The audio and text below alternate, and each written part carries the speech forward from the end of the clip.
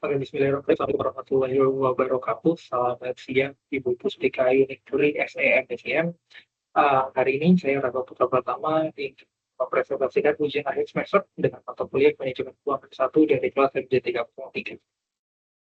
Oke, em, di sini kita disuruh untuk menganalisa atau membuat 4 poin. Yang pertama, poin identifikasi perusahaan. Saya itu melakukan analisa menggunakan rasio keuangan, selanjutnya menganalisa tren, dan yang terakhir adalah kesimpulan umum kondisi keuangan perusahaan. Mungkin dari poin nomor 1, identifikasi perusahaan.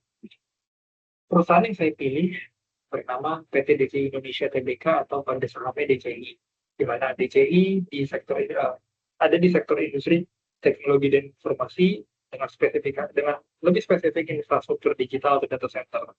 Yang saya ambil adalah tahun laporan keuangan tahun 2023 dan juga tahun 2024. Mungkin overview terkait dengan DCI Indonesia. PT DCI Indonesia Terbuka bergerak di bidang penyediaan layanan pusat data atau data center dengan standar internasional, di mana DCI Indonesia adalah satu-satunya data center tier 4 atau the highest tier data center di Asia Tenggara untuk saat ini, di mana DCI menyediakan layanan colocation, connectivity, dan managed service yang ditujukan untuk pelanggan korporasi, lembaga keuangan yang terikat dengan regulasi atau compliance OJK, dan perusahaan teknologi dengan kebutuhan keamanan serta keandalan tinggi. Mungkin karena itulah saya mengambil atau mencoba untuk menganalisa DCI Indonesia.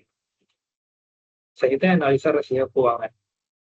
Saya mengambil analisa rasio likuiditas. Yang pertama adalah current ratio, di mana current ratio diambil dari aktif lancar dibagi dengan utang lancar dikali 100%.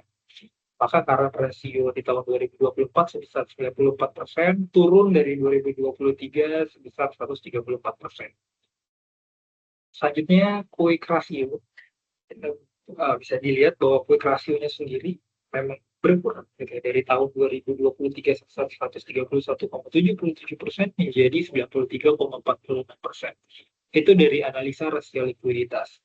Selanjutnya dari analisa rasio solvabilitas, di mana debt to total asset rasionya mengalami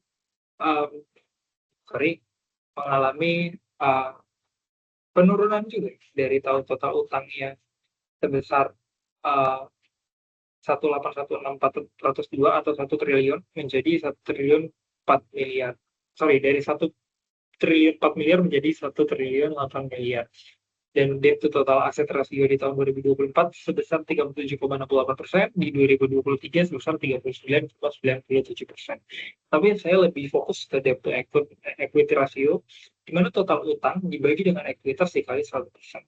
Dan di tahun 2024, itu debt to equity ratio-nya itu turun lumayan signifikan sebesar 6,5%, di mana tahun 2024 sebesar 60,47%, di tahun 2023 66,59%, yang nantinya juga akan saya jelaskan lebih di berikutnya. Selanjutnya, analisa rasio profitabilitas, di mana saya mengambil GPM.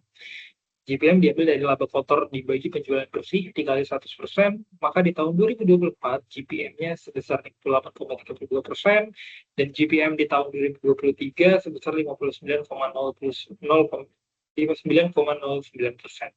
Tidak begitu jauh dibandingkan 2023. Selanjutnya, ini yang menjadi highlights di profitabilitas. Saya meng-highlight net profit margin, di mana laba setelah pajak dibagi total penjualan bersih dikali 100%. Di mana kalau kita hitung net profit marginnya sebesar 43,96%, di tahun 2023 itu hanya 39,40%.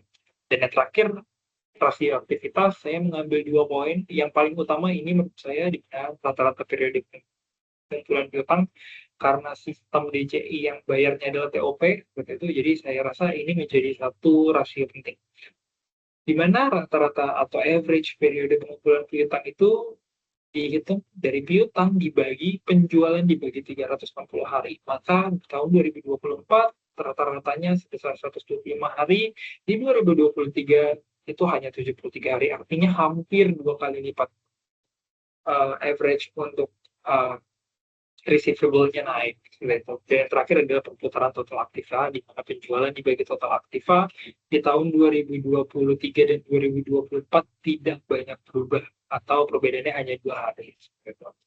Nah, ini analisa trennya, current rasionya berkurang, quick ratio-nya juga lebih sedikit, debt to equity ratio-nya pun juga lebih bagus ya, lebih baik, net profit margin-nya pun juga lebih bagus, tetapi terkait dengan receivable, memang itu agak 2 kali lipat ya. Nah, ini kesimpulan. Di mana sebenarnya peningkatan profitabilitas yang signifikan atau kita sebut dengan atau yang saya tadi mention dengan net profit margin itu mengalami kenaikan. Hal ini mengindikasikan efisiensi yang tinggi baik dari segi biaya operasional atau adanya peningkatan pendapatan non operasional yang kuat. Gitu. Selanjutnya juga kalau kita melihat terkait dengan debt to equity ratio, turun dari 66,50% menjadi 60,47%, yang menunjukkan kalau kita bisa berasumsi ya bahwa perusahaan semakin mandiri secara finansial dan resiko jangka panjangnya atau long term, itu menjadi lebih aman karena dependensi terhadap utang atau terhadap liabilities itu berkurang. Yang terakhir, pengelolaan beban yang efektif. Meskipun GPL atau gross profit margin sedikit terkoreksi dari 59 menjadi 58, tapi kenaikan margin laba bersih menunjukkan bahwa manajemen berhasil menekan beban-beban di bawah garis laba kotor secara efektif. Tetapi memang kalau kita bicara terkait dengan sebagai nomor satu ya, sebagai penyumbang per lembar saham paling tinggi di Indonesia, tapi memang ada pelemahan, di mana terjadi penurunan drastis pada CR atau current ratio dari 134 menjadi 94%, yang artinya kalau misalkan di bawah 100%, aset lancar perusahaan tidak cukup gitu ya, untuk menutup kewajiban jangka pendeknya secara instan. Gitu. Selanjutnya juga kelemahan paling mencolok, ini mungkin bukan mencolok ya, tapi ini bagian dari bisnis, di mana DCI pengumpulan piutang yang melonjak hampir 2 kali, 73 hari menjadi 25 hari. Ini berarti perusahaan membutuhkan waktu hampir 2 kali lipat lebih lama untuk menagih bayaran dari pelanggan. Tapi bisa jadi pelanggan yang masuk atau pelanggan yang baru ini adalah korporasi besar sehingga mereka membutuhkan TOP yang lebih lama gitu dibandingkan dengan perusahaan-perusahaan sebelumnya yang mungkin relatif lebih kecil seperti itu.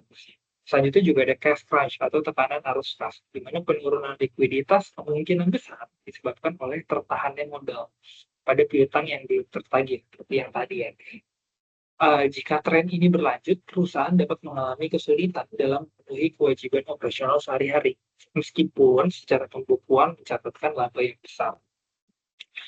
Mungkin itu saja Bu dari saya. Terima kasih atas perhatiannya. Kurang lebihnya saya mohon maaf. Wabillahi taufiq wal hidayah. Wassalamualaikum warahmatullahi wabarakatuh. Terima kasih dan selamat sore Bu Pustika.